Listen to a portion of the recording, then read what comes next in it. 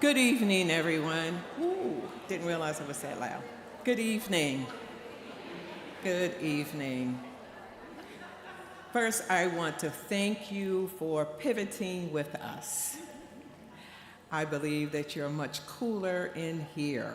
Amen. Thank you.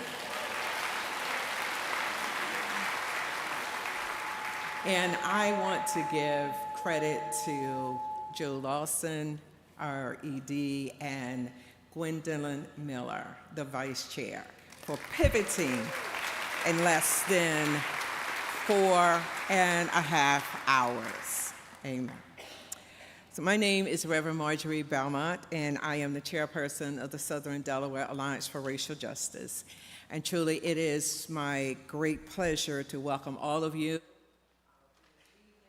The Trouble Lives On event, which honors truly the legacy of one of the most outstanding civil rights leaders and icons, John Lewis.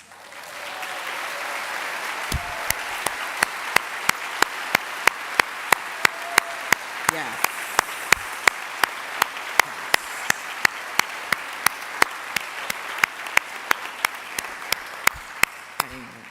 And I do want to say this is not a protest.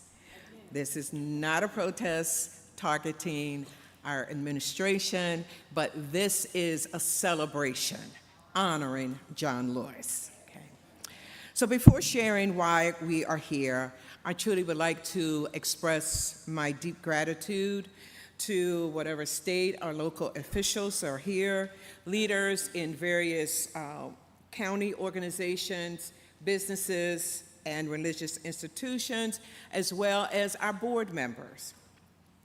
Truly, your presence here tonight is not just a formality, but it is a testament to your commitment to the cause of this alliance. The Southern Delaware Alliance would not be a major influential organization here in Sussex County without our founder, Ms. Charlotte King.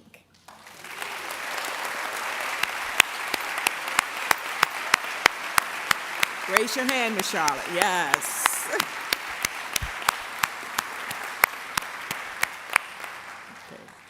Almost 9 years ago, she had a social justice dream, a vision, a mission for Sussex County residents to educate, inform, and advocate for racial and social justice, equality, and equity, focusing on the African Americans living in Delaware, specifically here in Sussex County. And although Ms. Charlotte has stepped down as a chairperson, she continues to actively advocate and support this organization in any way that she can. I want to thank you, Ms. Charlotte, for your tireless leadership and encouragement, past, present, and future.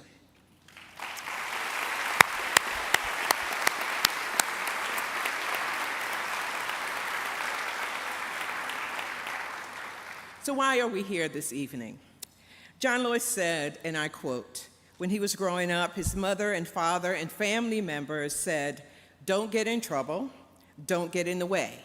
But he said, "I got in trouble, I got in the way.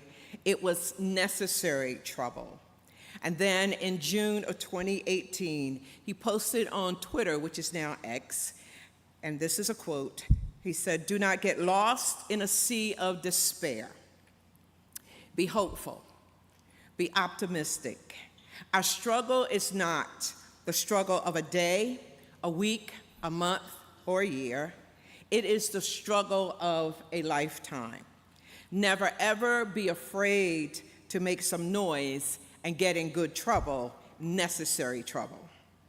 So tonight, we take the time to honor the long-lasting legacy of John Lewis, a civil rights leader who as a young man had the passion and had the drive and encourage others, as he said, to stand up, speak out, make good trouble in a nonviolent way against injustices that affect all people.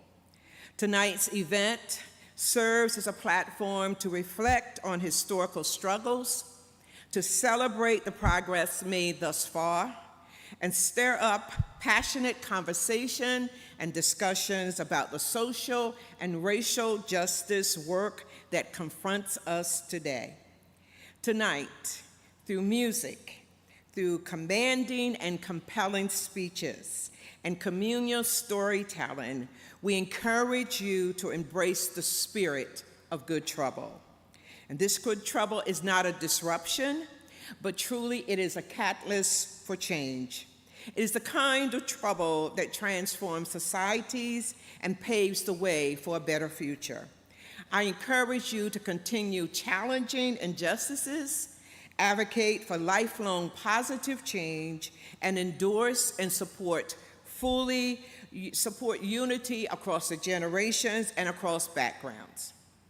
John Lewis stated, maybe it would not happen in his lifetime, but deep within he believed that somehow, in some way, we're going to create the beloved community, that we're going to create a national community, a world community that is at peace with itself.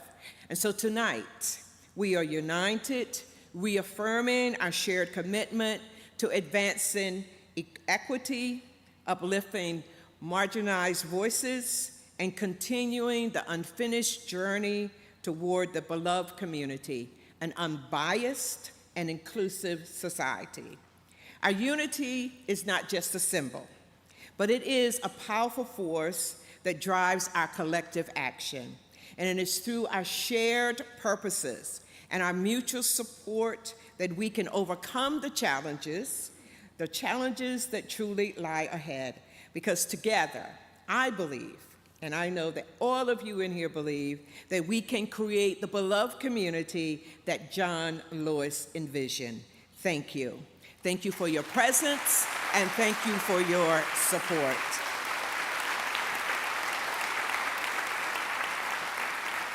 And now, I will hand the rest of this service, no, I'm sorry. I'm a pastor, so. I'm sorry. Event into the hands of Joe Larson, who has more energy than 10 bunnies.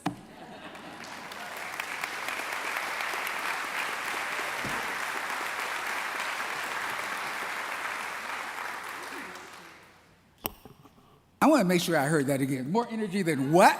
10 bunnies. 10 bunnies, okay. Compared to a lot of things before, but not bunnies. Thank you so much for being here. You're going to hear that a lot of times, but because we really do mean it. I want to introduce, hold on just a second, that's not right here. I want to introduce our next person, who is the person that will lead us in the Black National Anthem. Lift every voice and sing. Ladies and gentlemen, Gwen Miller.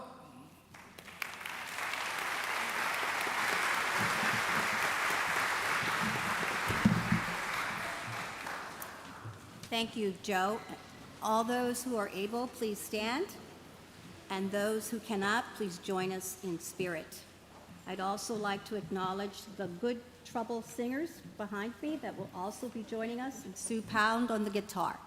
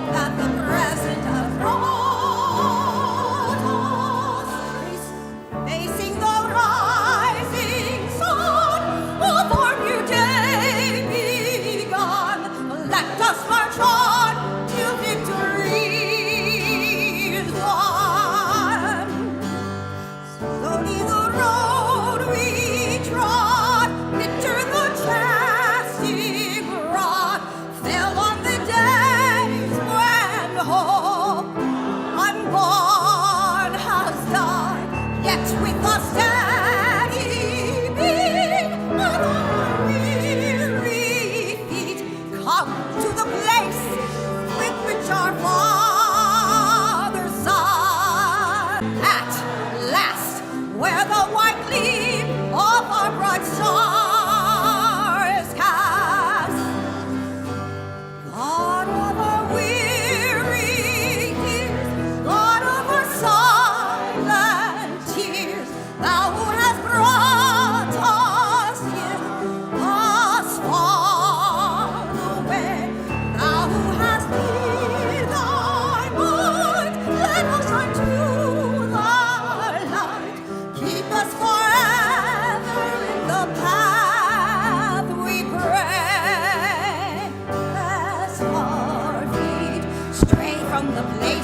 harmonies of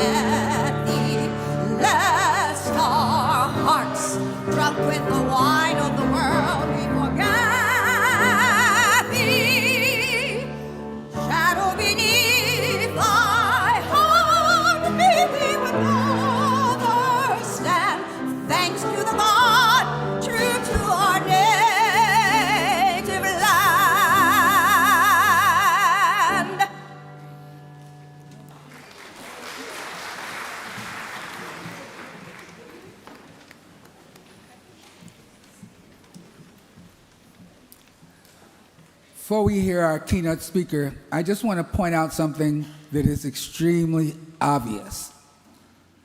Y'all read your email. 5 hours ago, this was not the place this was going to be. And look at this. This church holds 450 people. You guys obviously read your email. And for those who didn't, well, you're going to miss a great speaker. I'd like to welcome Reverend Dania Griffin, pastor of Frankfurt AME Church, of course, in Frankfurt. His ministry is rooted in justice, compassion, and community empowerment.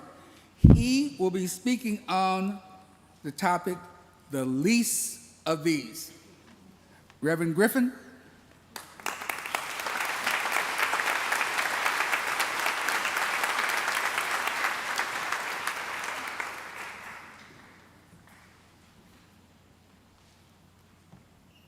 Good evening. Thank you, Joe. Thank you to everybody who's thought it not robbery to consider this event. Everybody who's had a hand in it. I was shaken when I heard the word keynote because that means something else. But I was honored when I was asked by Gwen, by way of Marlene, by way of Charlotte. They had to make sure I got here because sometimes. But I was told I had 8 minutes, and I told somebody, some preachers, I don't know them personally, but some preachers take 8 minutes to say good evening. I won't be that person tonight. I was asked to just make some remarks, and I was not given any real context other than to say what this event is about. And as I was preparing for this, I kind of went back and forth. There will be others who will talk about John Lewis, the man, and where he came from and how he rose and those parts of his life. I thought it might, as I was led, let me say it that way, to focus on not only the work he did and he left for us to do, but the work we have to do right now. There is a reality that we're going to have to confront if we're going to begin to effect meaningful change. And I heard this wasn't a protest, but I was told this is one of a series of 1,500 events happening around the country at this moment. So I'm not sure how it's not a protest, but I'm struggling with that. But if you would just give me a couple of moments here. In the book of Matthew, the 25th chapter, and I'll just draw on the 40th verse of the 25th chapter. When you get a moment, find your Bible laying on the beach, won't you read the rest of it? I'm sure you will.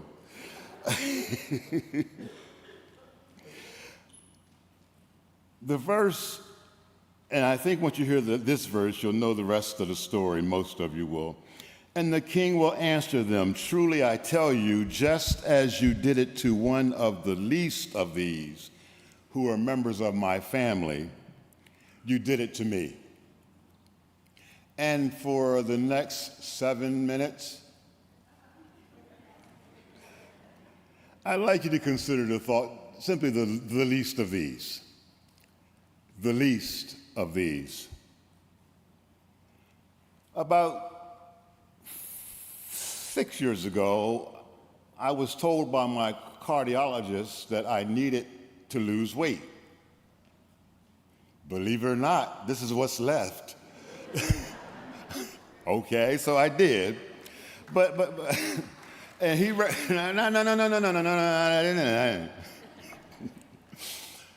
He recommended that I go to a nutritionist. I did. During the course of the program, the nutritionist, somewhere on about the third or fourth session, asked me a question. She said, if you're on a flight of stairs and you begin to fall down, do you try to right yourself, try to catch yourself, or do you just keep rolling? The obvious answer is you try to catch yourself and get back on track. Today, I am convinced at this moment that America finds itself on a flight of stairs, and America is falling. Not completely, but is falling. Thanks to the combined actions of the executive, legislative, and judiciary branches of our government, America is now falling. And the recently enacted budget bill is a perfect example. As NEA President Becky Pringle said, this bill is a direct attack on the very people our public institutions are meant to lift up. Instead of investing in our children's education, health, and future, this law hands billions in tax breaks to the ultra-wealthy while pulling the rug out from under America's students and families. Falling. The Supreme Court has decided that the administration can dismantle the Department of Education, which impacts funding for K through 12 schools and eliminates, which will actually eliminate programs like Upward Bound, which I was once a director of, and also a Student In. I was blessed by and benefited by that program. Falling by 44% cut in Department of Housing and Urban Development. Falling by eliminating programs and eliminating $950 million in community development block grants, falling by eliminating low-income energy assistance programs, cutting $345 million from the WIC program and limiting the SNAP program, falling. Due to Medicaid cuts, 17 million will lose insurance over the next 10 years, and that's just a low estimate. Falling where $600 million are cut from community health centers. Falling cuts to FEMA while forest fires rage and floods, flash floods rise. Falling. Cutting HHS while pandemics and potential pandemics looming are on the rise right now, and we can't even get real numbers and real facts about really what we're facing right now. Falling. The threat of a police state is ever increasing. Ever increasing. Some would say it's here, but I say not yet. Falling. ICE. Budget has increased tenfold from 10 million to 100 million. At the same time, masked men and women in unmarked vehicles roam our communities without warning, breaking into homes and breaking up families, questioning without cause other than the way someone might look, arresting without justification, and deporting without judicial deliberation. Falling. The U.S. military illegally patrolling the streets of our cities, even though they are unwanted and unneeded. In fact, most of the local police forces have rejected and don't want the help. They tell them to stay away. Falling. We are falling and we are failing. We are failing in our commitments to the least of these. Depending on the county or state in which you live, the result will be increased food insecurity, higher rates of hunger, school programs reduced or eliminated, school meal programs, the only meals some kids get all day, eliminated, reduced, or eliminated. Summer meal programs eliminated or reduced. Again, for some of those very same kids, the only meal they'll get that day. Increased housing insecurity, reduced access to health care, increased poverty, reduced access to education, increased crime, whereas violence prevention programs and the reduction of them will lead to less controls, less constriction, and people needing, it seems like we're almost coming to a place where it's going to be necessary for people to commit crimes to live, to feed their families. Falling. We're failing vulnerable populations. The cuts to programs like Medicaid, SNAP, and WIC disproportionately affect children, seniors, and people with disabilities, low-income families, and individuals. We are failing the immigrant. We are failing the disadvantaged. We are failing the homeless. We are falling and failing the least of these. It's certainly not coincidence that the full effects of these actions won't be felt until after the 2026 election cycle.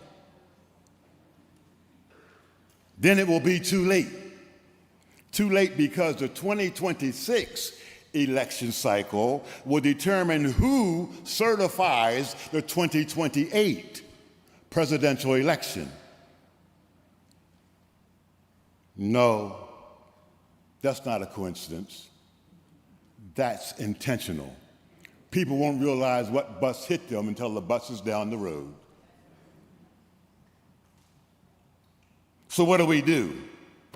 Every Delawarean and every American across the nation, Democrat, Republican, and Independent, must start working now. See, like you, I have eyes, I can see, I have ears, I can hear, I have a mouth, clearly I will talk. Don't laugh, that's not funny. And I have a compassionate heart. When we all look and see the images that we see of the floods in Texas and the fires in the Midwest and the floods in the Northeast and the fact that the supports for all those things have been eliminated or are being eliminated or reduced, and we see people on buses. I was on a web page, just going to my email, and I saw where citizens were arrested and deported and can't get back into the country without great difficulty. Still, I will not tell you who to vote for. That's not my purpose. My purpose is to tell you that every eligible American who can vote must vote. The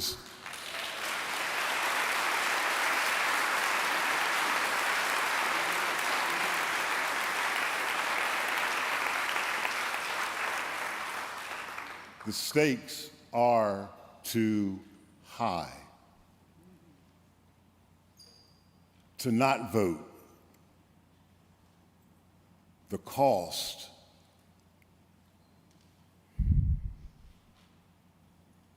will be immeasurable.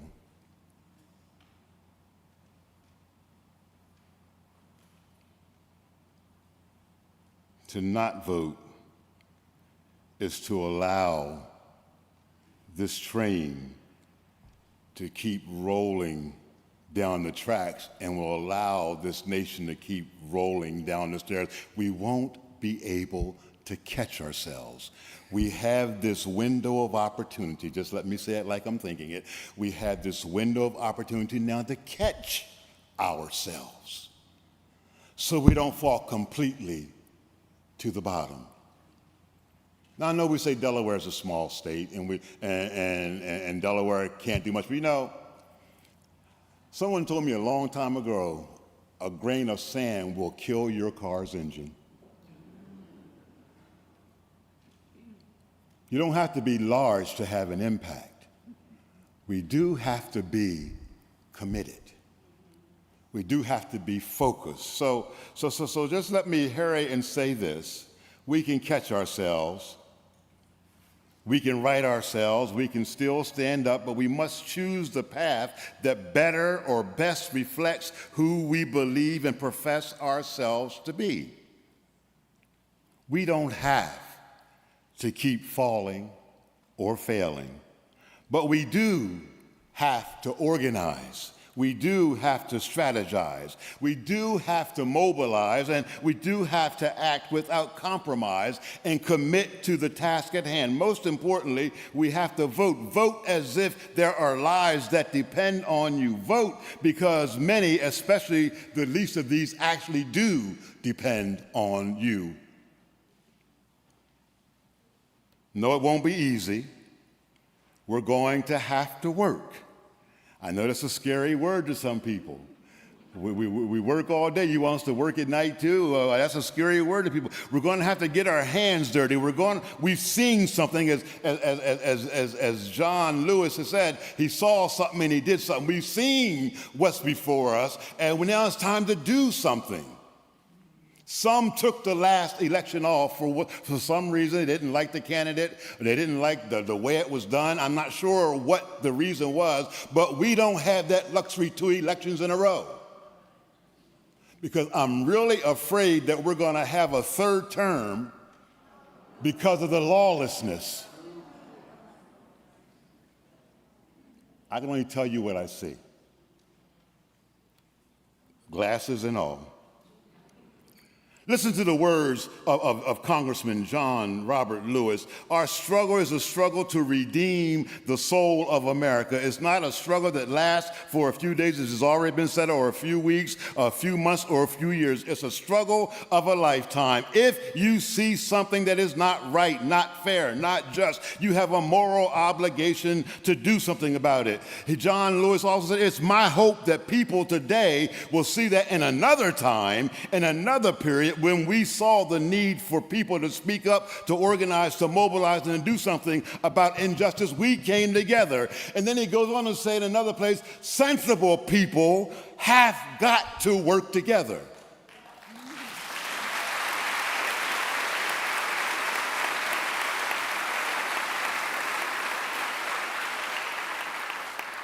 We need to continually be seeking out our sensible partner. Let me say, they might not look like us. They might not even, as I say in church sometimes on Sunday morning, when we talk about we're going to grow the church, they might not smell like us. Some of y'all know what I'm talking about. We might not speak the same language. We might not have the same sexual orientation. We might not have even the same political position about other things. But the one thing we have to agree on is this experiment called America can stand, will stand, if we stand.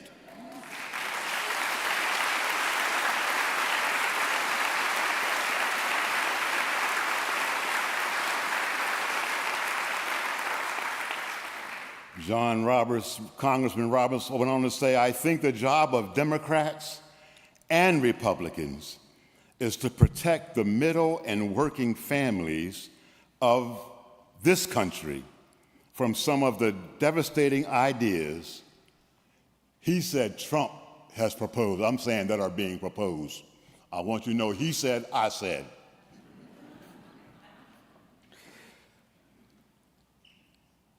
John goes on to say, Congressman Lewis goes on to say, I have said it in the past and I'll say it again, the vote is precious. It's almost sacred. So don't give up, don't give in, keep the faith and keep your eyes on the prize. And in about 2016, 2017, he gave an interview and he said, I met Rosa Parks when I was 17. I met Dr. King when I was 18. These two individuals inspired me to find a way to get in the way, to get in trouble. So I got in good trouble and necessary trouble. So do it. Do it for the ones who can't do it. Do it for the ones who don't know to do it. Do it for those who don't yet see that they too will be harmed by the very people who they support. Do it for the ones you love. Do it for your family and friends, your grandchildren and great-grandchildren. Do it for the future of this great nation. Do it for the soul of America.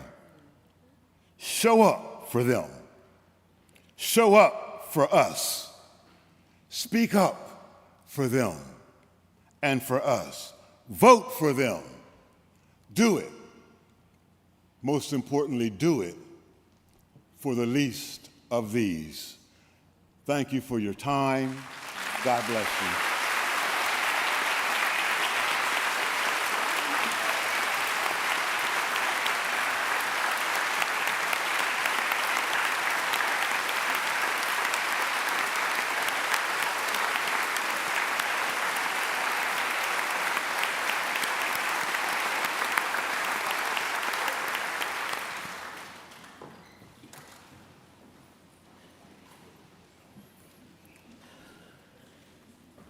Because everyone in here, again, obviously reached your email, you know that this event was going to be at Johnny Walker Beach, which is a beach in Lewis that was the segregated black beach that African Americans are not allowed to be at. And we were very honored to be able to have the event at that beach. However, Mother Nature said, nope, not unless you want to burn. But we have a representative from the Lewis African American History Commission here who courageously decided that we want the memory of this beach to be maintained. We want to hold it up in honor. And I'd like to now introduce you to Cynthia Anderson. She is a dedicated steward of history, a proud member of the Lewis African American History Commission, preserving the legacy of African American contributions in Delaware. She will tell you about Johnny Walker Beach, the place where we're not right now. Okay, Cynthia?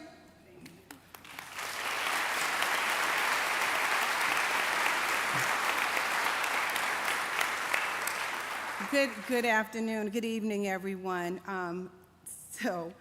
Following Reverend Griffin, this was a really nice setup for me to be able to come behind him. That is a very difficult task. I wanted to thank Reverend Marjorie Belmont and Gwendolyn Miller for giving us this opportunity to come speak today. I'm Cynthia Anderson Clay.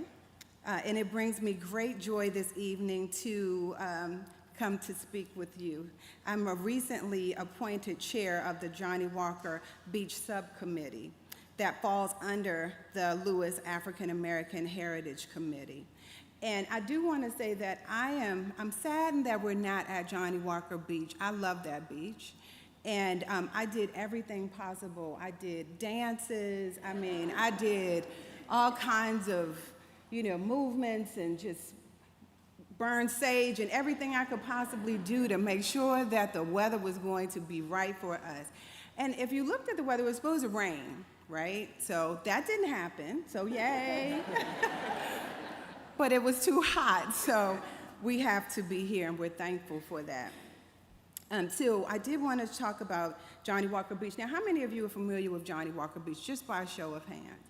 That's wonderful. That's wonderful. And so if you understand Johnny Walker Beach, then you do know the history that is behind it. And for those who don't, I'd like to just share a little bit. So Johnny Walker Beach is, as I mentioned, was named by the African American Heritage Committee. And the mayor in the city of Lewis challenged or charged the committee to actually come up with a name. So they took a look around and talked about it and met and did research. and came back to Johnny Walker. And Johnny Walker was an African-American business person. He was a total entrepreneur.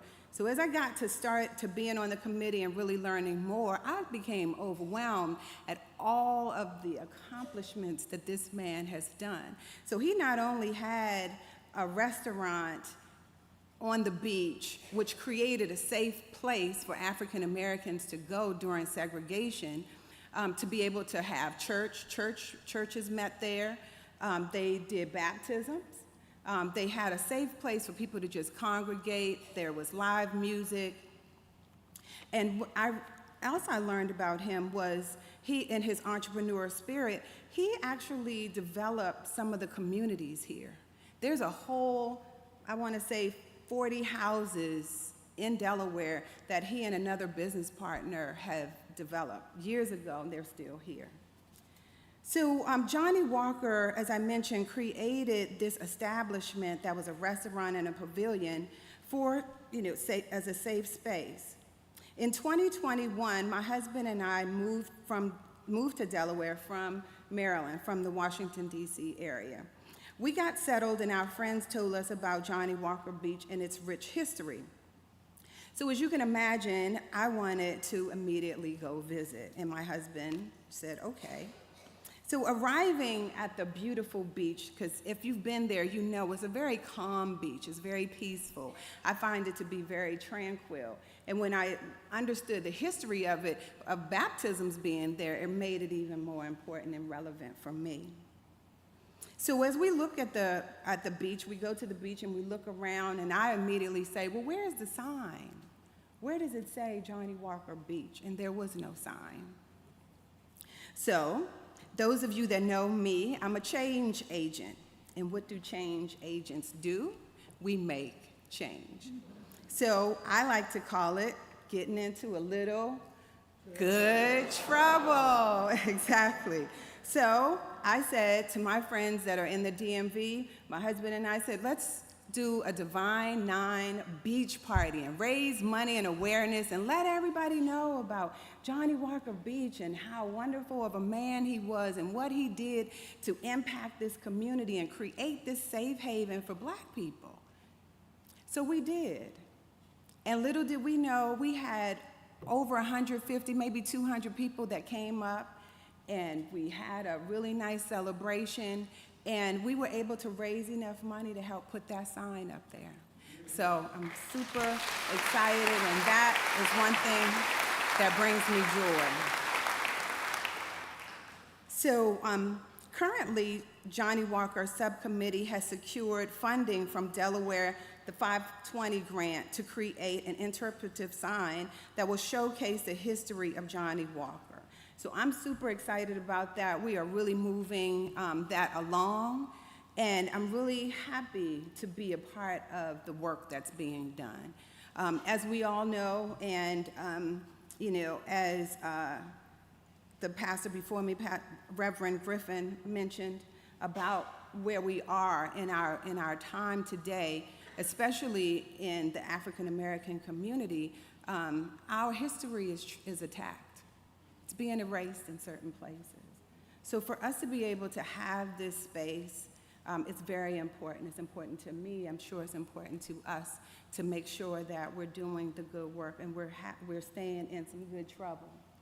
So I want to personally invite you to come back to Johnny Walker Beach on September the 27th for the official Johnny Walker Beach Day. We have testimonials. We have people that come who actually had to leave their school with their classmates to go to the beach. The white children went to one beach, and the Black children had to go to another beach. And just to hear that, these are people who are still alive, can still talk to this very same thing that happened. It becomes a little unearthing because, you think about, well, that happened years ago, way before our lifetime, and it wasn't. It's very recent. So just to hear those testaments to people who have steadfast in the community to see this change, and just to hear their stories is something that I want to invite you all to come to listen to. And we would need your support. So please come out. We love the support of everyone, but also your financial support will be very helpful as well. We are looking to build a replica of the Johnny Walker Beach, the canopy that was there. So again, I'm Cynthia Anderson Clay, and I approve this message. Thank you.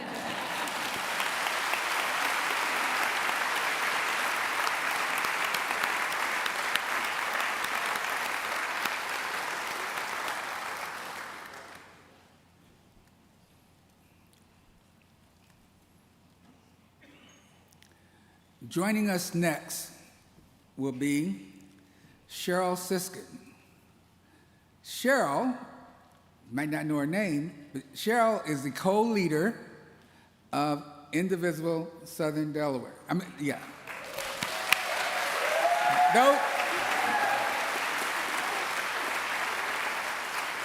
Those of you who see all the people waving the signs on Saturday mornings, this woman organized this.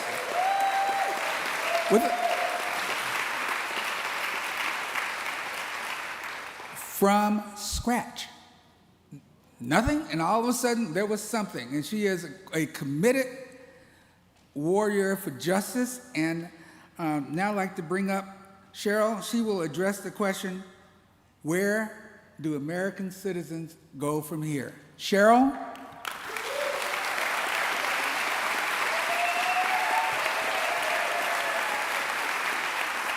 So, first things first, I'm going to set a stopwatch so Joe doesn't yell at me.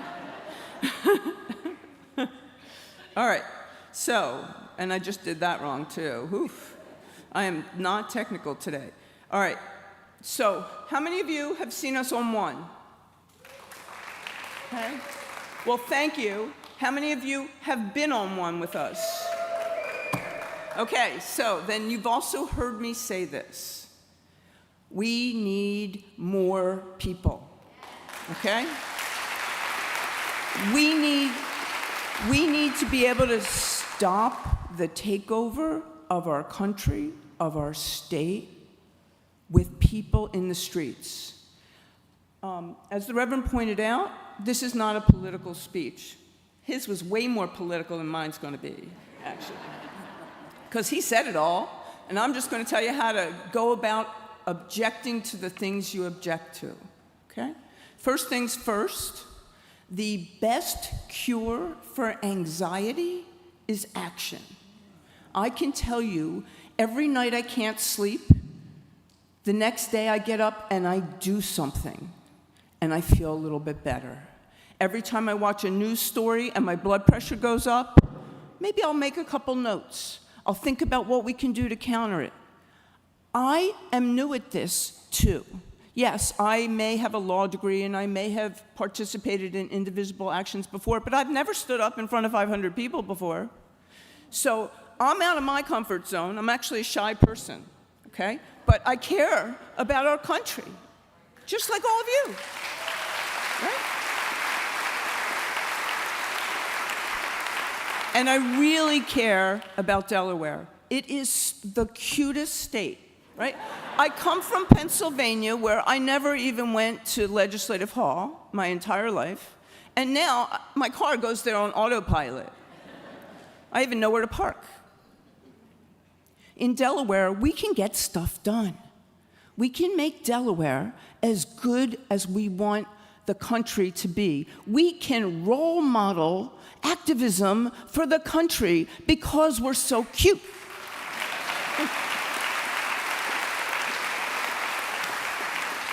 So, those of you who have seen me speak before know that I walk around with these two books, okay?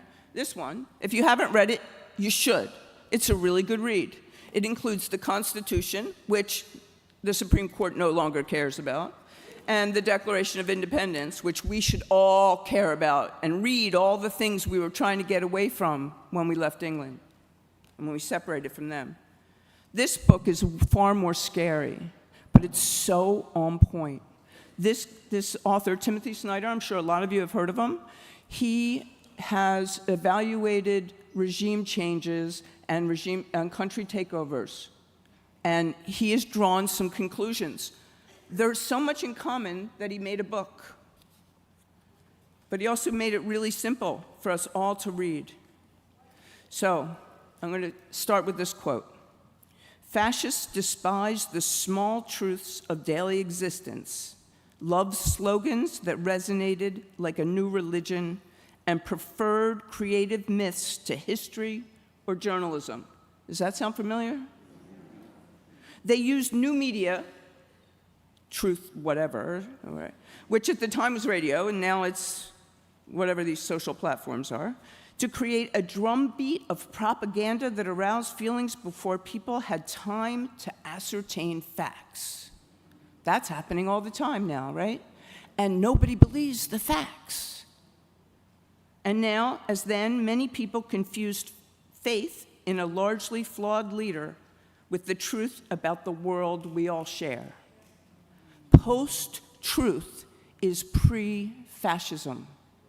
That's where we are, falling down those stairs, okay? We need to create a net that's so big that anybody that falls down those stairs will have a soft landing. It used to be that the Supreme Court followed this general rule that it was their job to protect the less fortunate among us. It was their job to ensure equality. They don't see that as their job anymore. Then it's our job, okay? When Good Morning America was here, we tried to get them to listen to our message. That message is that all are welcome here in Delaware. Our beautiful community here in Rehoboth Beach is probably among the most diverse in the country. We need to show it off. We need to show America that diversity works. Diversity embraces the human spirit and our peace and loving nature for each other. See, I'm preaching, right? All right, so regardless of what you think you can do, and regardless of whether you think you're doing everything you can do, we need you to do more. If you're here today, you recognize the importance of John Lewis to our country, Martin Luther King, the civil rights leaders, Rosa Parks, so many people. We need to all be those leaders. We need to talk to our neighbors. So, in the spirit of that, I want each of you to say hello to the person next to you, regardless of whether you already know them. Shake their hand and be a neighbor.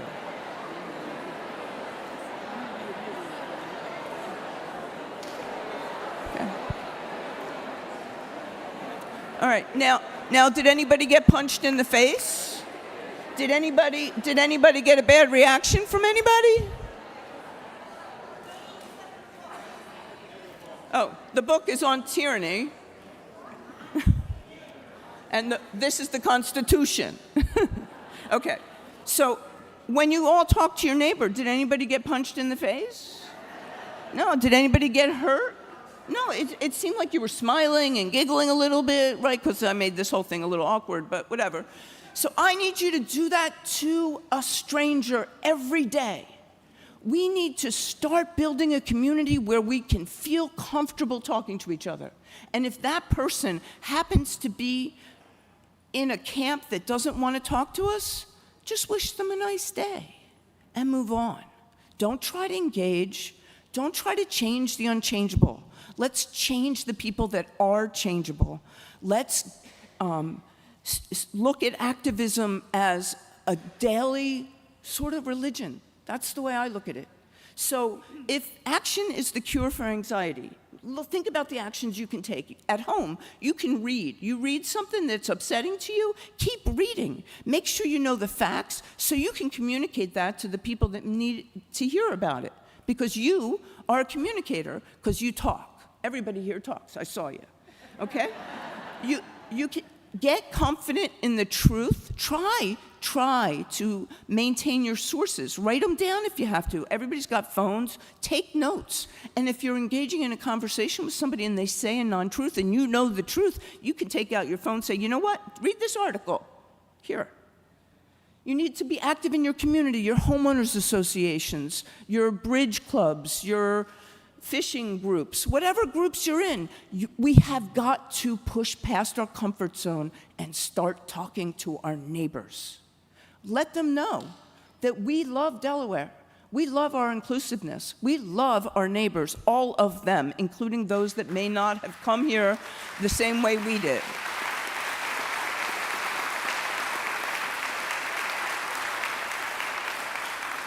And come to the sidewalk with us. Come and stand with us. Feel our solidarity. Because when we need everyone to hit the streets, because ICE is coming en masse to our state, we need to have enough people to stop traffic on 1.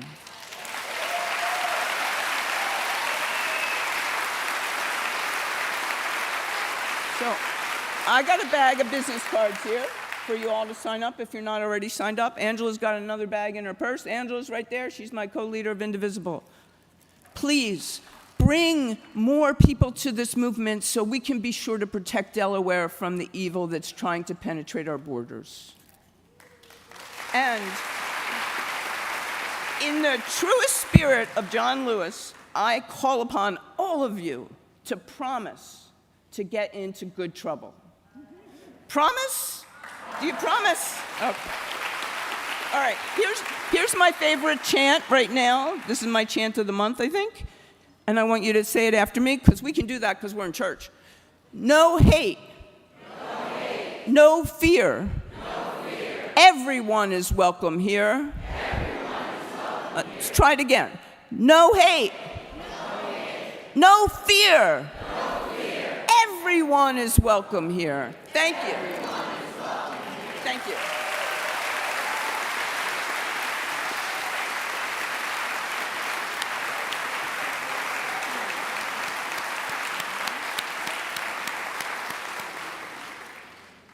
We got more. Lots more. And really good speakers. Next speaker I want to introduce you to is Calvin Jackson. Brother Calvin Jackson.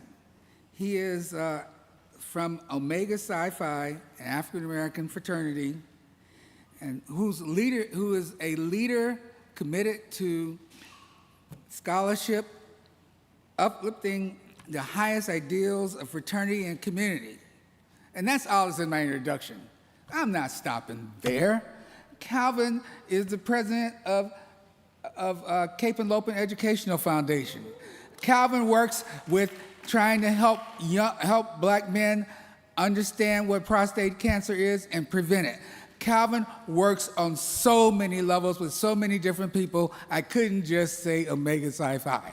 So, ladies and gentlemen, a man whose words are matched by his deeds, Calvin Jackson.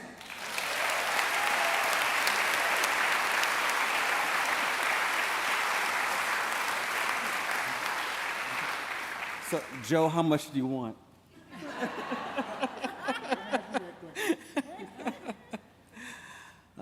Good evening, everyone.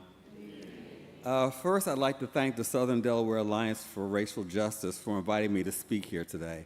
It feels like it's a homecoming for me because I've been involved with this organization for quite a while. So, and I see a lot of friendly faces out there. I, for one, am glad that we are inside and not at the beach when it's hot. Especially after one of my younger fraternity brothers reminded me that elderly people need to really watch out in the heat.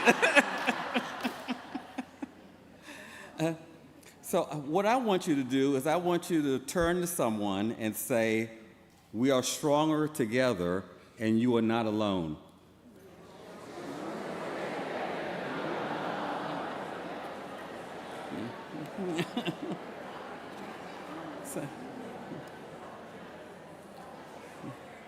So someone listens to me, right? Okay. When I received the invitation to speak at this event, I started thinking about the phrase "good trouble" and asked myself, can trouble ever be good? Well, I'm sure that for some people who wanted to maintain the status quo, John Lewis was nothing but trouble.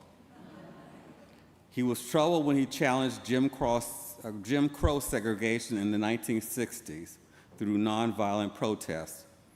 He was trouble when he participated in the first freedom rides, challenging segregation on interstate buses. And he was trouble during the Bloody Sunday attack in Selma, Alabama, where he suffered a fractured skull. So he may have been trouble for some, but for others, what he was doing was good. John Lewis himself defined good trouble as the action of coming together to take peaceful, nonviolent action to challenge injustice and create meaningful change. So you see, you are all, I know a lot of you, and I know what kind of trouble you can get into, but today you're actually getting into good trouble. Now, I know this is not a protest, but I have to tell you that I was appalled a few weeks ago when someone, and I will not name any names, said that he hated Democrats because Democrats hate this country. It's dangerous when you demonize people for their political affiliation or religion, when people who don't believe what you believe are considered the others. It's dangerous when you demonize people because of their race, ethnicity, or place of origin. It's dangerous when you demonize people because of their sexual orientation. So, folks, I don't want to tell you, but we are living in dangerous times. But I think that we're also living in hopeful times. I truly believe that if we, and when I say we, I mean we the people, work together and have an honest conversation about this country, that we can indeed form that beloved community that John Lewis talked about. It's not going to be easy, nothing worthwhile ever is, but it can be done. And it starts with each of us. It starts with collective action and solidarity. Those in power are trying the old divide and conquer technique to further their agenda. They want us to think that they aren't coming after us, they're going after the others. Unfortunately, a lot of people are now realizing that they are, or their loved ones, are the others. So what do? How do we move on from here?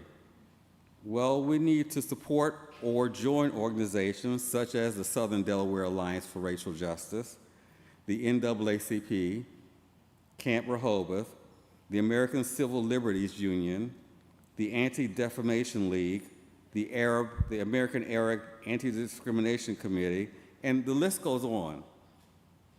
We need to get involved in local politics because when you think about it, all politics is really local. We need to become educated voters. We, the citizens of Sussex County, can control the direction of this county by electing officials who reflect common sense values. We need to have those uncomfortable conversations with people who may have opinions and ideologies that differ from ours. We need to call out and speak out against injustices whenever and wherever we see them. We know that the civil rights movement was so successful because of the alliances that were formed among different groups. We need to strengthen those alliances and we need to forge new ones.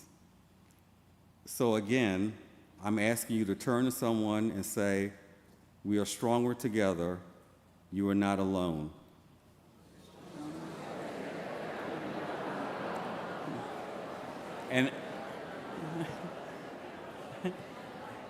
And now let's go out and get into some good trouble.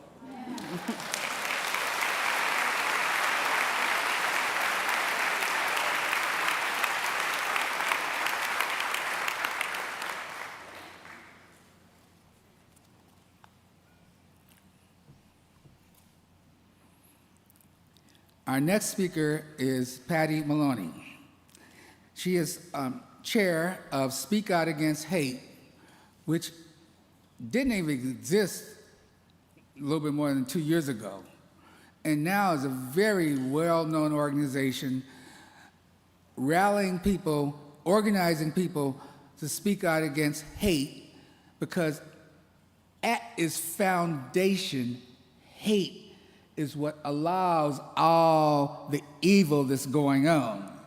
Hate is what allows people to say things like alligator Alcatraz. Hate is something that is foundational, and we must attack it everywhere we can. So I don't want to do Patty's speech, but I do want to say she represents a great organization. I'm on the board.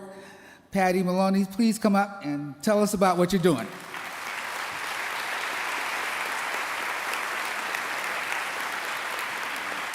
Thank you, everyone. I'm not really going to talk so much about SOA. I'm going to talk to you about a few other things, because tonight we're gathered here to remember John Lewis, the congressman, not only to remember him, but to walk in his footsteps.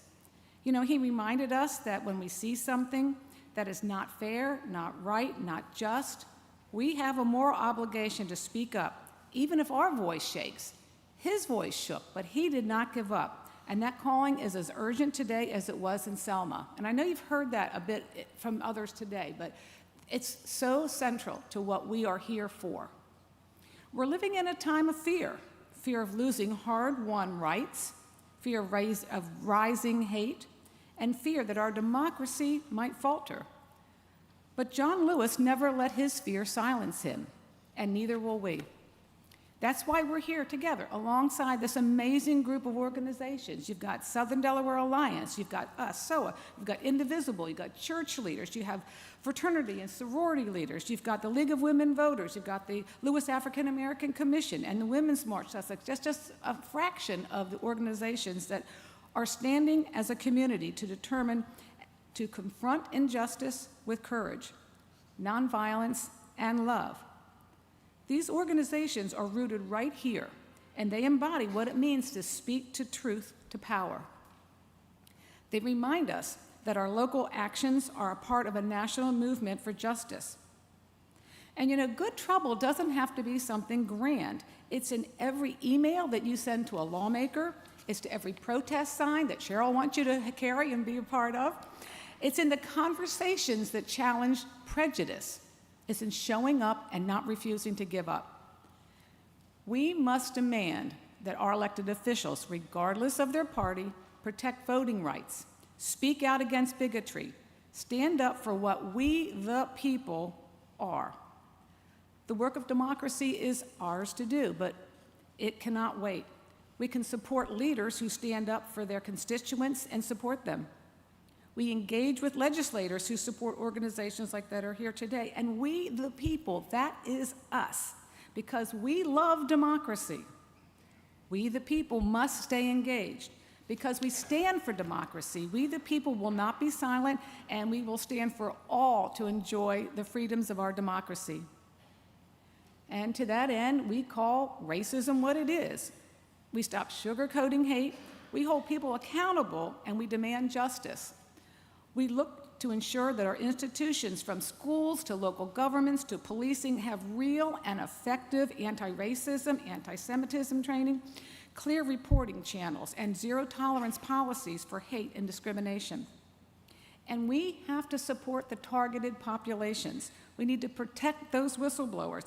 We need to listen to Black community members and amplify their voices, not just when there's a crisis that occurs, but all the time.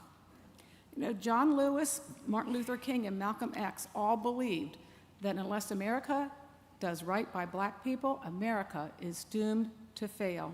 So I urge you tonight, continue to educate and engage. Talk to your children, talk to your grandchildren, your neighbors, your co-workers, support organizations that are working tirelessly in this awareness of racial justice, and support them with your membership, your time, your money, and whatever talent that you have, because we all have some way to give. And we all have a job to do to close the gap between the promises of our country's founding fathers and today's realities. So don't despair. Hope is alive. It's alive in this room and in every single one of us. Let us be Let this be our promise to John Lewis and to each other that in the spirit of Selma, we will not stop until justice belongs to all. Thank you.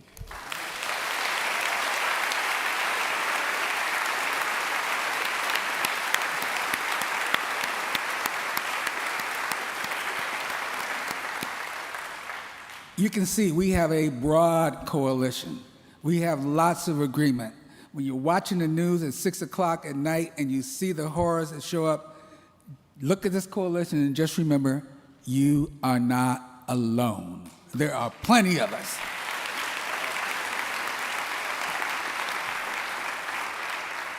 And speaking of plenty of us, I'd like to introduce our next speaker, Rebecca Lowe.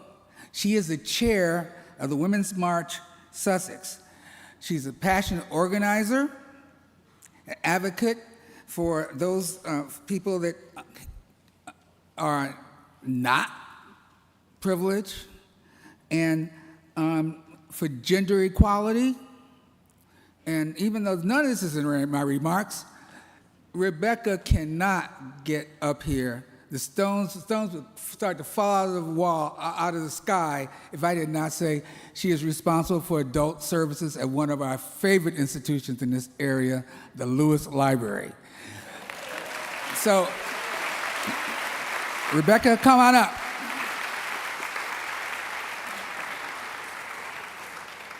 All right, thank you. Good evening, I am Rebecca Lowe. I'm one of the co-founders of Women's March Sussex, and I was invited to speak about nonviolent protest and civil disobedience, which is pretty fitting, as Women's March Sussex grew out of the participation of over 200 individuals from this area who attended the 2017 Women's March on Washington, which was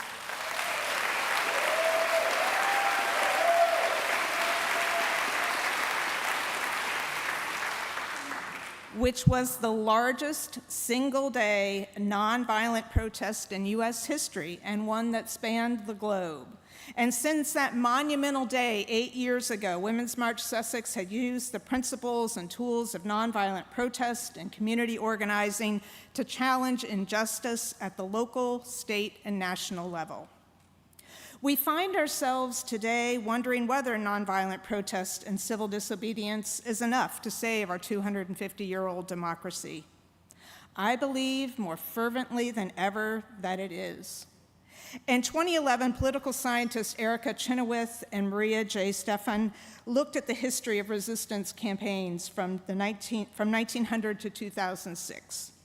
They found that no authoritarian government has withstood a challenge when at least 3.5% of its population actively participated in sustained, nonviolent protest, with organization, leadership, and strategy being key factors to success.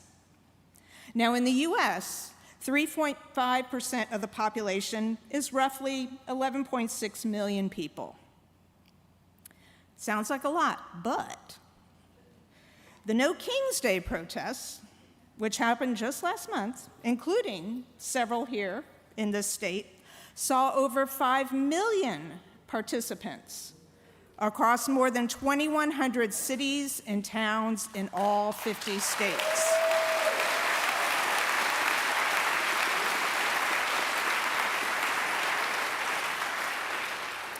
So when we do the math, we are well on our way to reaching that 3.5% magic number.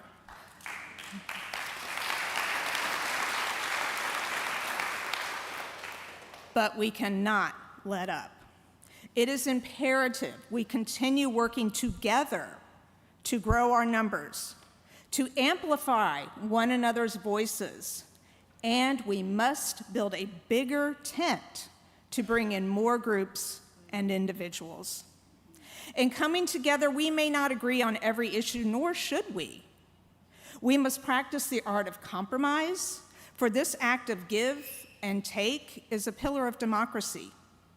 Rather, we must unite under one common and simple belief. We want, strike that, we demand a society that is equitable, just, peaceful, and respectful.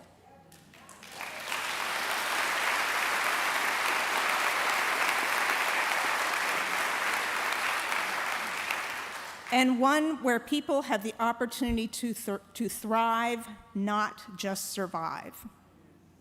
We can meet this challenge. When we look back on our shared history, we see moments where we were close, so we know we can do this.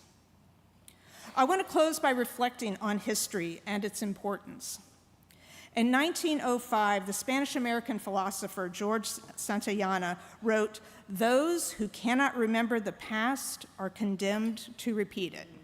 You've probably heard various iterations of that, but again, those who cannot remember the past are condemned to repeat it.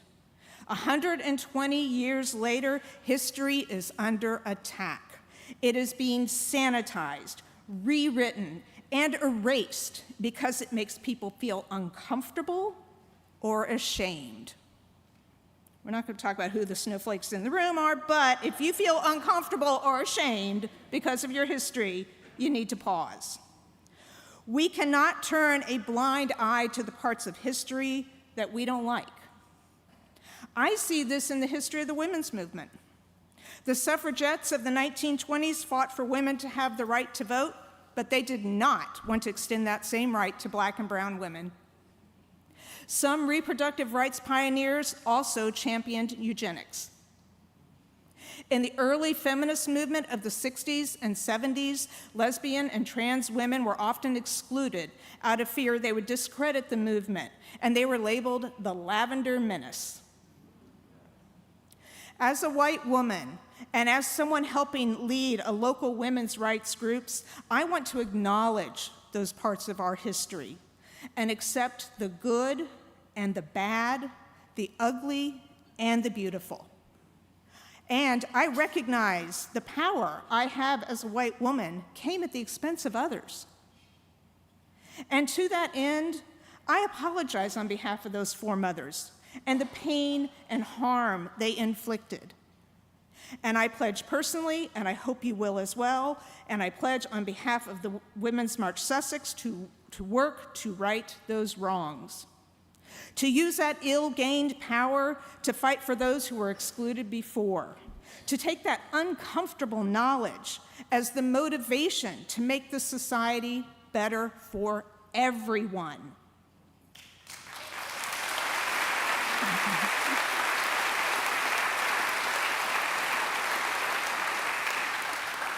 It has been an honor and a privilege to speak here tonight and to be a part of this amazing group, not only an amazing group of folks on the stage, but this amazing group in the audience. On behalf of Women's March Sussex, I thank Southern Delaware Alliance for Racial Justice for organizing this event. I hope everyone enjoys the rest of this wonderful evening, and may you encounter no traffic on your way home. Thank you.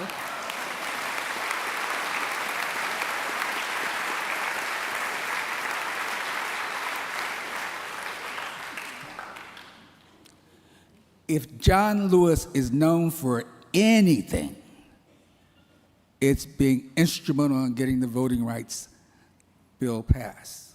And our next speaker represents an organization whose mission is about voting.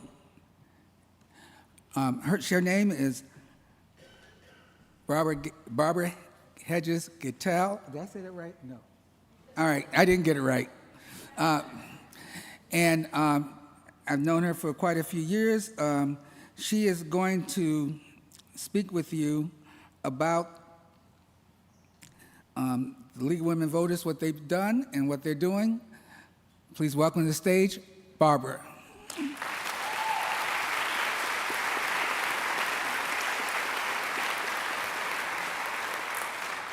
I told him just say HG. Gadel, Hedges Gadel. So our board of the League of Women Voters of Sussex County met on Monday night, and we opened with our commitment to diversity, equity, and inclusion.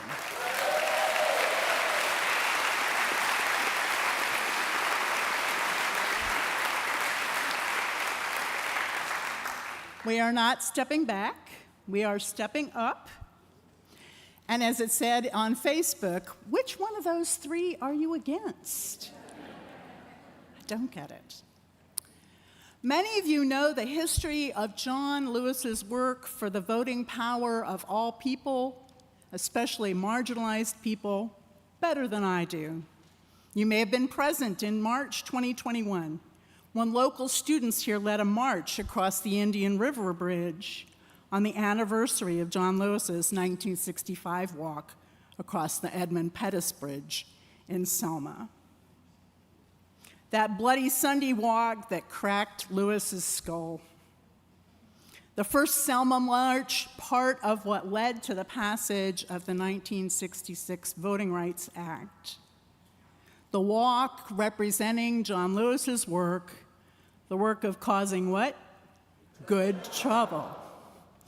The League has been, again, in the work of educating voters and defending democracy and getting out the vote since women got the vote in 1920. We share with Women's March some of the concerns for the history, good, the bad, and the ugly, but we continue this work today. In fact, Lynn down here has flyers. We're having a forum for District 20's special election, August 5th, coming up really fast.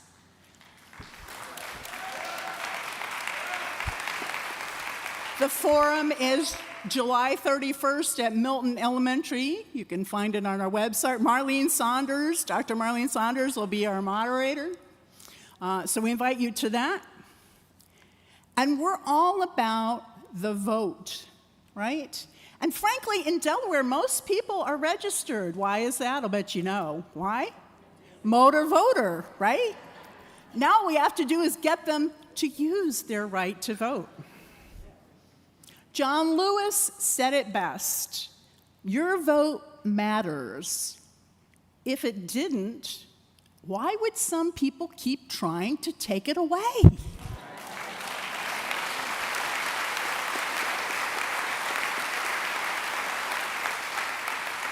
So what is our response to maps that favor a particular party? Good trouble.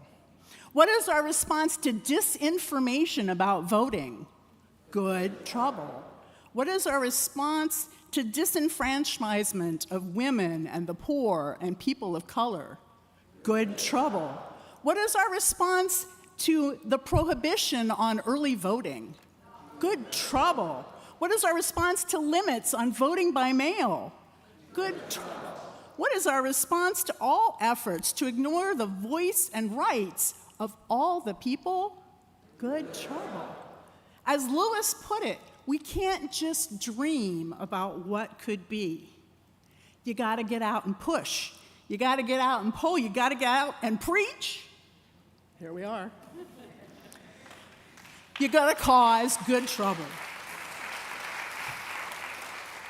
We have to go beyond, though, talking the talk, right? We even really have to go beyond walking the walk. Somebody else said it earlier. We've got to do the work. We've got to work the work. We got to cause good trouble. We're here today to inspire and encourage, to unite and support one another as we work that work. As we combat Lewis's greatest fear, that one day we'll wake up and our democracy will be gone. We are here to be that woke. Right? We know it.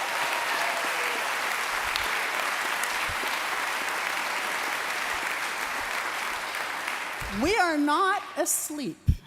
We are here to do that work. We are here to bring good trouble.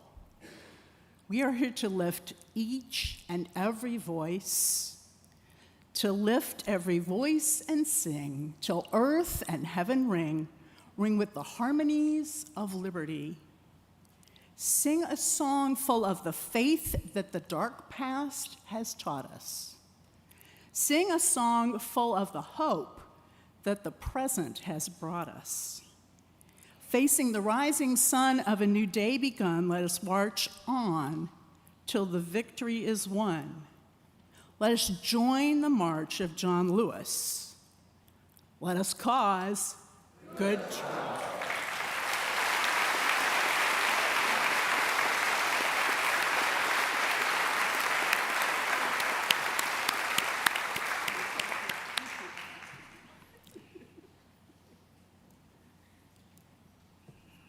Having trouble sometimes when you watch the news? All of us do. Having trouble being in this audience? Not at all. I'd like to say that with great respect, we want to introduce Brother Clifton Howell. He is the chairman of the Lewis Alumni Interest Group of Kappa Alpha Psi Fraternity. He's a dedicated leader whose commitment to mentorship, achievement, and community service continues to uplift and inspire. We are very glad to have the Kappas in the house, because we've had the Omegas and the other groups in, but this is the first, and welcome, Brother Clifton. We look forward to talking with you. I'm sorry, you're right here.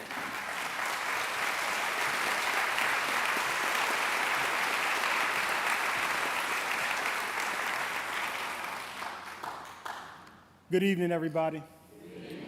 I'm panning the room real quickly here to see if I have any of my students from the Crown Jewel to Mid-Atlantic, because if any of my students were here, they would have come to see if I can really cram my message into 5 minutes.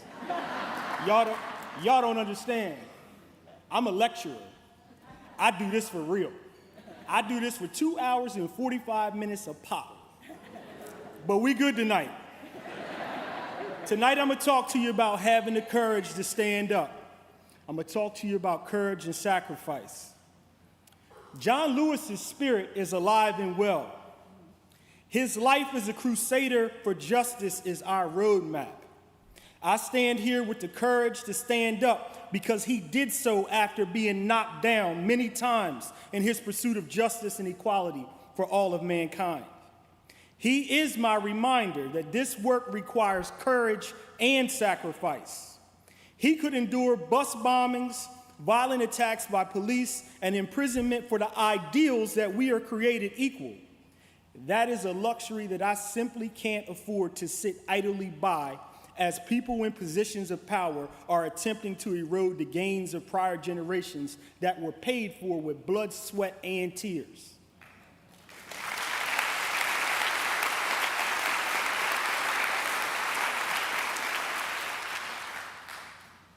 Understand that doing what is right requires more than words. You can't sit behind a keyboard on Facebook and IG. It requires more than just words. It requires action. Joe Madison, the Black Eagle, taught us the difference between a moment and a movement is sacrifice. I don't mean temporary detachment from your favorite things. No. A movement requires sustained effort, commitment, and giving up some of the things that you enjoy for the sake of a shared goal. Boycotting a particular company to inflict economic pain is a necessary moment, people. But we have to be willing not to accept an apology and a check to ease the pressure.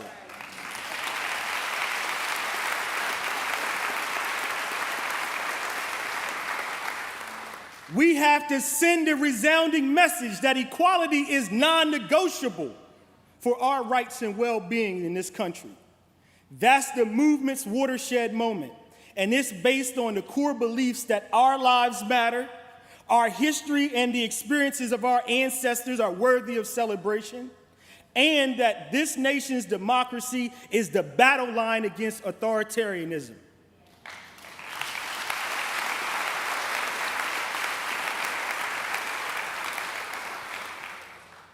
We have to be laser focused and walk in one direction, good people.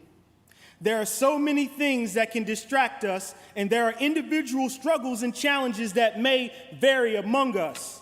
But the impact of the policies that affect your neighbor will eventually affect you.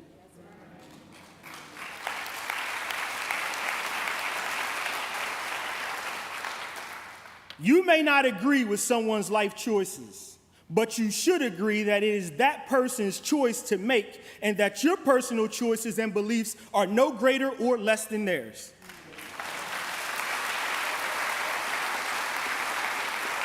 You can stand strong in your convictions while being a light for justice and fighting against injustice in all forms. We must show up and show out at the ballot box, good people. We have to be educated on the candidates and their platforms so we can make the most informed decisions at that ballot box. Let Project 2025 dialogue that occurred prior to the 2024 election be your reminder that some people are bold enough to give you the playbook, relying on your propensity to either ignore it or not believe your lying eyes. As we stand here 8 months later, as a country, we're seeing federal policy mirror the pages of that document. Now is when we have to have the courage to tell our neighbors who said, "I didn't think that this was a real thing," that they simply didn't care what could happen if it was a real thing. See, now people are losing jobs. They're losing health care coverage, and American citizens are being targeted for deportation in this country, all the while hurling DEI in much the same way the N-word was hurled 65 years ago. But I'm not going to paint you a picture of doom and despair. No, good people. Today is a great day. Not because it's a hot day, not because it's a sunny day and we were supposed to be on the beach. Today is a great day to get in some trouble. Some good trouble. Thank you, good people. And I say yo to the newts.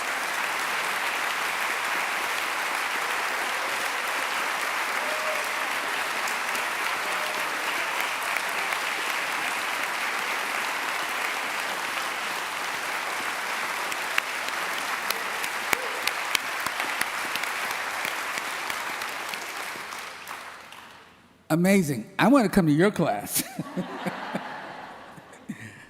Our final speaker of the day is an amazing woman that runs an amazing church, this church.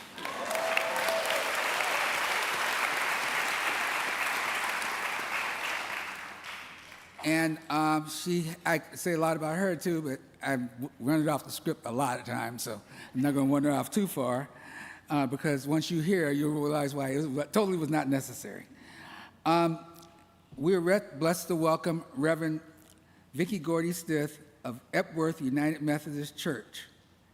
She is a visionary faith leader whose ministry bridges spirituality with social transformation, and she is a person that we called at 12:30 today and said, "It's too hot.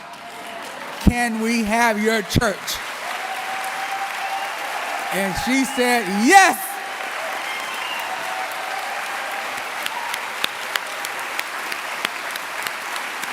Come on up.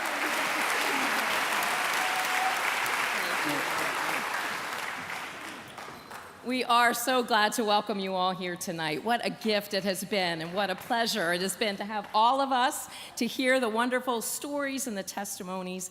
And as I was thinking about John Lewis and thinking about the sacrifices that he made, I thought, what gave him the courage? What gave him the courage to be able to continue to get back up when he got knocked down? What gave him the courage to continue the fight when it was, 2 steps forward, 3 steps back? What gave him that courage? And there is one answer and one answer only. What gave him that courage was love. There is a beautiful passage of scripture in the New Testament, 1 John 4:10, that says, "Perfect love casts out fear." So when you have, yes, it's a wonderful passage. So when you have that foundation of love, then you don't have to be afraid. You can get up again and again, and you can make those sacrifices that go beyond the financial sacrifices, that are sacrifices where we put our lives on the line because we care about each other. And that's the power of love that John Lewis talked about. Listen to his own words. He says, "Anchor the eternity of love in your own soul and embed this planet with goodness." We might even say with good trouble. Release the need to hate, to harbor division, and the enticement of revenge. Release all bitterness. Hold only love, only peace in your heart, knowing that the battle of good to overcome evil is already won. See, that's the thing. Love wins. Love never dies. And because of that, evil is going to destroy itself, and love will continue to stand. He said, yes.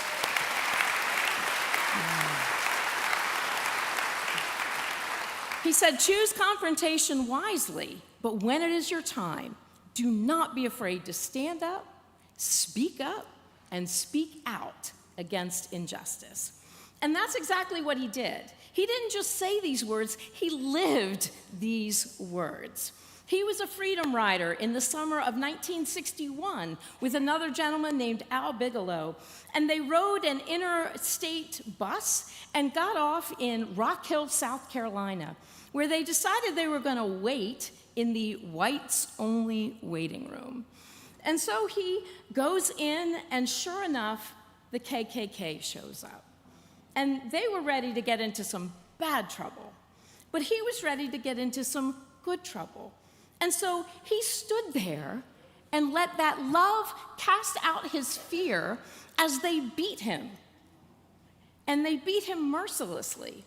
One man in particular, his name was Elwyn Wilson, beat him so hard, he said his own body hurt from the blows he was casting on to John Lewis.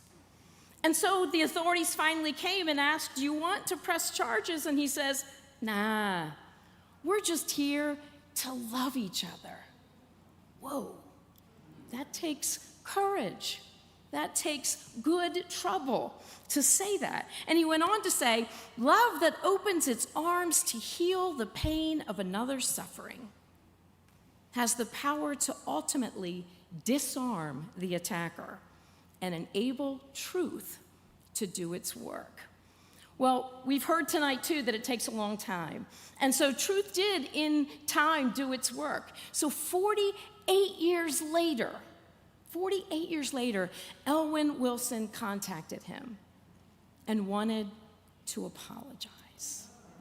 Now, it takes courage to face someone who beat you severely. It takes courage after 48 years to say, okay. But John Lewis used that love to overcome his fear, and he met with Elwyn Wilson. And he told him, I forgive you. And spontaneously, the two embraced. Do you know what happened after that? Elwyn Wilson was not forgiven by the KKK, who felt like he had betrayed them by apologizing. So here was the survivor of the attack who forgave, and those who were his friends and his neighbors who refused to forgive him, but for him it was worth it, because he knew then that he lived out that truth.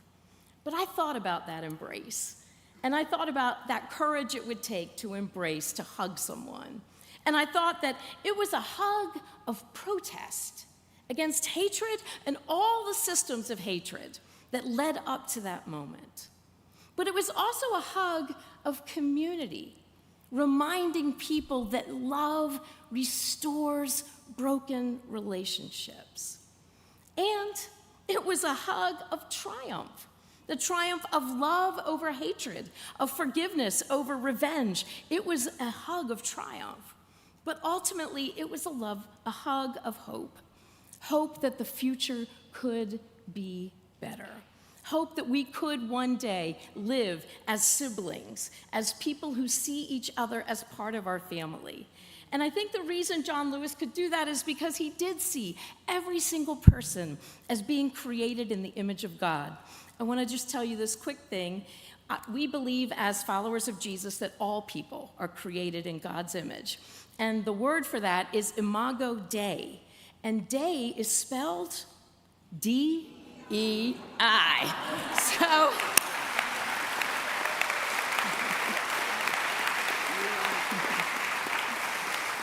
So we cannot have the image of God without DEI, and we know that. It's right there, right?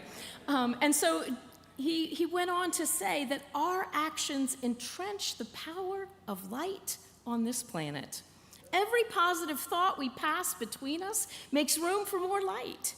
And if we do more than think, then our actions clear the path for even more light.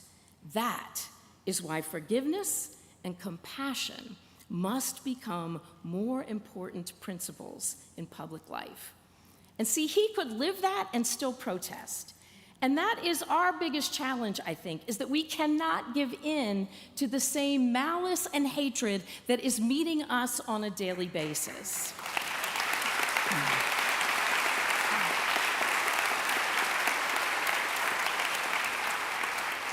We have to remember that perfect love casts out fear, and let that be the foundation of us getting in good trouble. So I was hoping we'd be on the beach until it got too hot, because you can see the lighthouse from there. And the lighthouse uses, this is really cool stuff, look it up, it's science, uses a Fresnel lens, F-R-E-S-N-E-L lens. What that does is it takes the source of the light, and then it's got all these little prisms, and those prisms intensify the light and focus it in one direction, making it seen far off in the distance, a lot further than if it was just that one light shining. You all of us, are those prisms. And we shine the light of that love to everyone, everywhere we go. And that love can show up in protest. And that love can show up in putting our bodies physically between someone who's going to harm one of our neighbors. It can show up in lots of different ways, but it shows up. And so we need all of you to get into that good trouble so that we can intensify that light and focus it and show the world that it is this foundation of love that will overcome fear, that will overcome hatred, and that will make a way for the United States of America to save the soul of our country. Amen.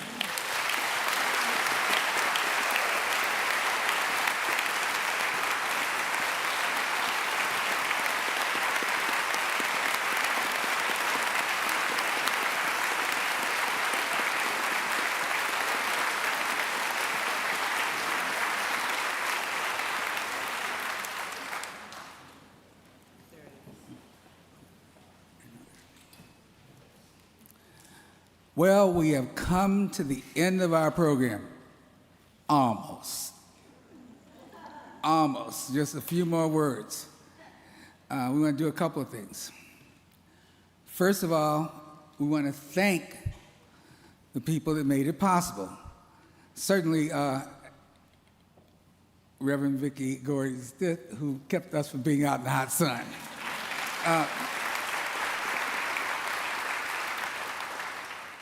We'd like to thank the SDRJ board for your support. We'd like to, you can hold this at the end.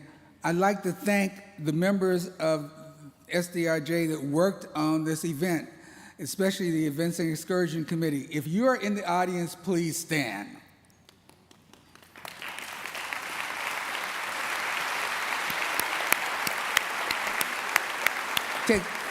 Takes a lot of work to put something like this together. Yeah, very short time. We want to thank the Lewis African American History Commission, Trina Brown, who's the leader. We also like to thank our photographer, Tom Irosi. I think I get your name wrong, but he's raising his hand there. All right. Special thanks are due to that gentleman there, sitting in the middle. I met him yesterday at a car dealership.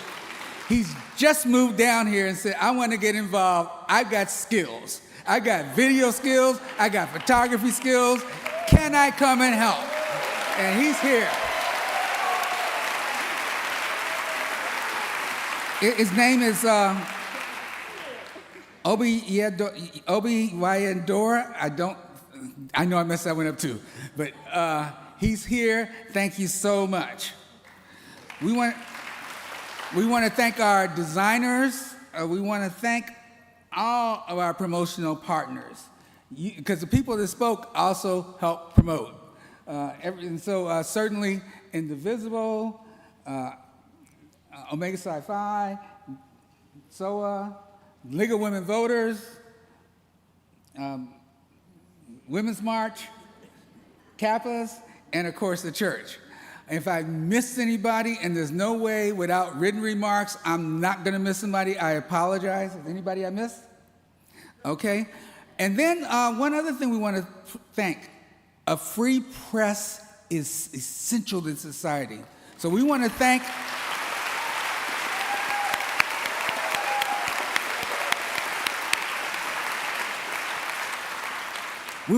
the members of the press here. Are there members of the press that are here we could thank? Like, okay, they're sitting down. But we also would love to do something for the press, which is to create a little video that you guys can all be part of. And maybe you will see it on TV tonight. What we like to do is everyone here stand up. Just a second, stand up. All right. And we want you to, in unison, shout the words, good trouble, repeatedly. Good trouble.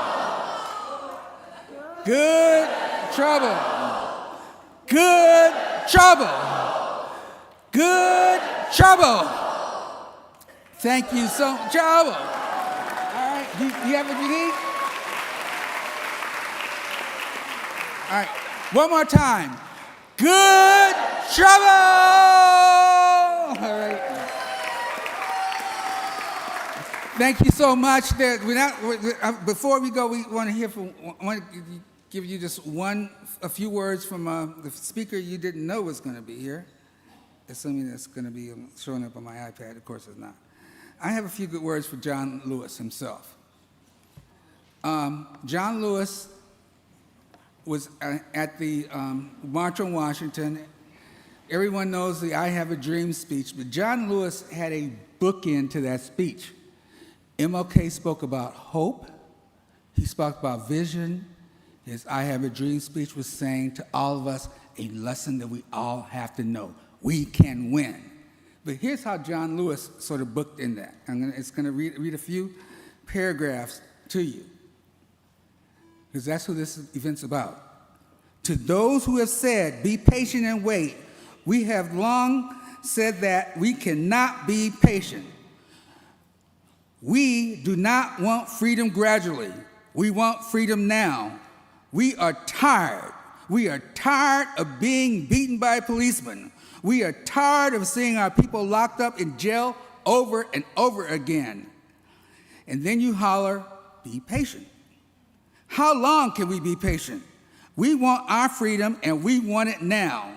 We do not want to go to jail, but if we will go to jail, if this is the price we have to pay for love, brotherhood, and true peace, I appeal to all of you to get into this great revolution that is sweeping this nation. Get in and stay in the streets every single day, every single village and hamlet in this nation until true freedom comes. Until the revolution of 1776 is complete. We must get in this revolution and complete the revolution. For in the Delta of Mississippi, in Southwest Georgia, in the Black Belt of Alabama, in Harlem, in Chicago, Detroit, Philadelphia, and all over this nation, the black masses are on the march for jobs and freedom. He said this in 1963, still relevant. They are talking about slow down and stop. We will not stop. All the forces of Eastland, Barnett, Wallace, Thurman will not stop this revolution. If we do not get meaningful legislation out of this Congress, sounds familiar, the time will come when we do not confine our marching to Washington. We will march through the South. We will march through the streets of Jackson, through the streets of Danville, through the streets of Cambridge, through the streets of Birmingham. But we will march in the spirit of love and in the spirit of dignity that we have shown here today, by the force of our demands, our determination, and our numbers. We will splinter the segregated South into 1,000 pieces and put them together in the image of God and democracy. We must say, wake up, America, wake up. We cannot stop, we will not stop. Thank you very much.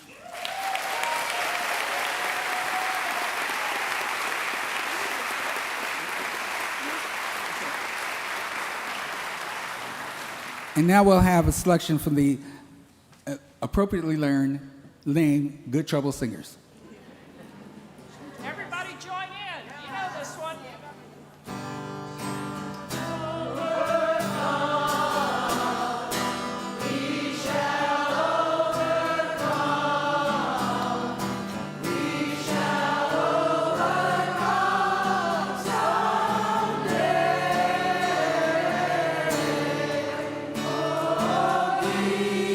In my heart, I do believe we shall overcome someday.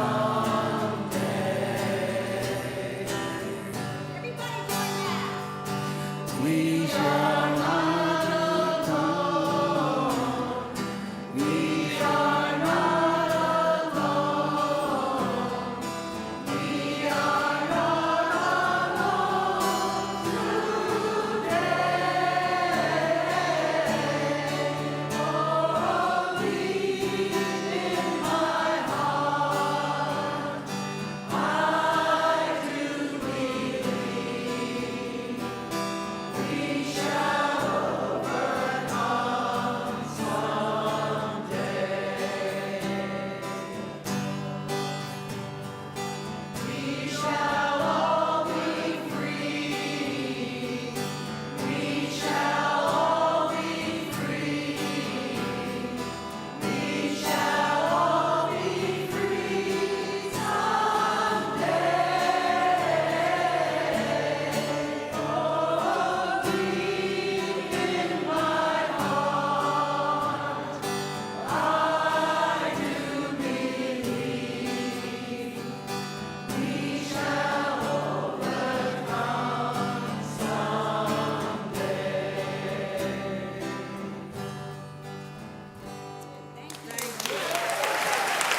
Thank you so much for attending. Thank you so much for fellowshipping. You don't have to walk out the door right away if you don't want to. Take some time, fellowship, see people you know, say hello. See people you don't know, meet them. Thank you so much.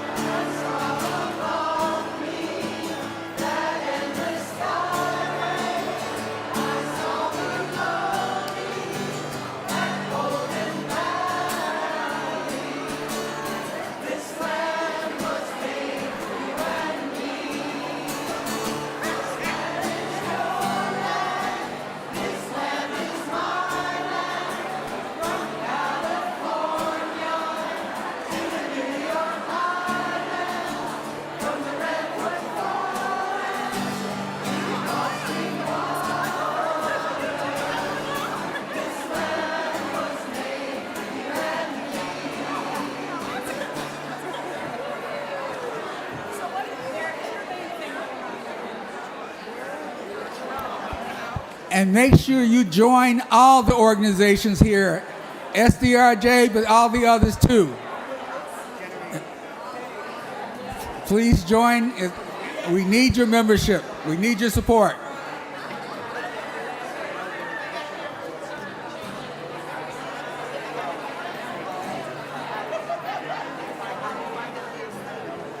Good to see you again. Thank you for doing the photography. Thank you for doing the photography. I'm sorry. I got you mixed up with Tom. How you doing? You were going to shuttle people from the...